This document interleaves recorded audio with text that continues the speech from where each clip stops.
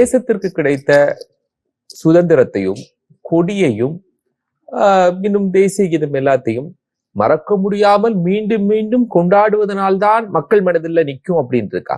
இந்திய மக்கள் எல்லாரிடமும் அந்த உணர்வு இருக்கத்தானே சரி. இப்போ அப்படி இல்லையே நண்பா. ஒரு நம்ம தமிழ்நாட்டில் இருக்க ஒரு தலைவரே சொல்றாரு, இந்தியானா எனக்கு என்ன தெரியாது, எனக்கு தமிழ்நாடு தான் தெரியுங்கிறாங்க. சுத்தி ஆயிரக்கணக்கான மக்கள் உடனே கை தட்டுறாங்க. அதாவது தமிழ்நாடும் இந்தியாவும் வெவ்வேறு என்கிற ஒரு பிரிவினை உணர்வு வளர்ந்துட்டு இருக்கு இப்ப இந்த சுற்றுச்சூழல்ல. இப்ப ஐயா சொன்ன போல திருப்பூர் குமாரசாமி முதலியார், அதாவது குமரன் தான் கொடிகாத்து குமரன், வேற எந்த மாநிலத்திலையும் கொடிக்காக உயிரை கொடுக்கல.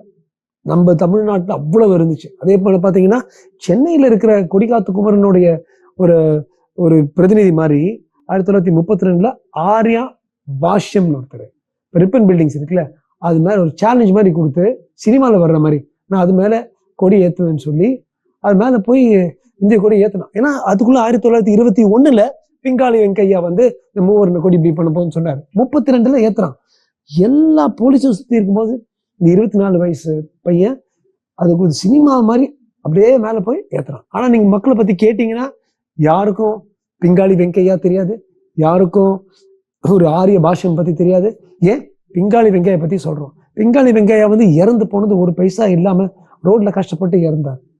நம்ம மூவர்ண கொடி நீங்க சொல்றீங்களே, மூவர்ண கொடியோடைய முக்கியத்துவம் நம்ம மக்களுக்கு போகணும். அமெரிக்காவுக்கு போனீங்கன்னா, இங்கிலாந்துக்கு போனீங்கன்னா, அந்த நாட்டோடைய கொடியை அவங்க அரசியல் சாசனப்படி நீங்க லோக்கல் கவுன்சிலர் மாதிரி அவங்களுக்கு ஒரு விண்ணப்பம் போட்டு நம்ம ஒவ்வொரு வீட்டிலையும் அந்த கொடி அமெரிக்கன் பிளாக் பறந்துட்டு இருக்கும். ஸ்டார்ஸ் அண்ட் ஸ்ட்ரைப்ஸ் சொல்லுவாங்க. அப்கோர்ஸ் நம்ம அரசியல் சாசனத்துல அந்த காலத்துல சாசன பெற்றோர்கள் சாசன பெற்றோர்கள் அதுக்கு ஒரு சிலர்கள் தான் பண்ண முடியும்னு சொன்னாங்க. நான் என்ன சொல்றேன், அந்த மூவர்ண கொடியில ஒவ்வொரு வர்ணமும் அது எவ்வளவோ அதுக்கு தப்புன்னு நம்ம அடிக்கணும்.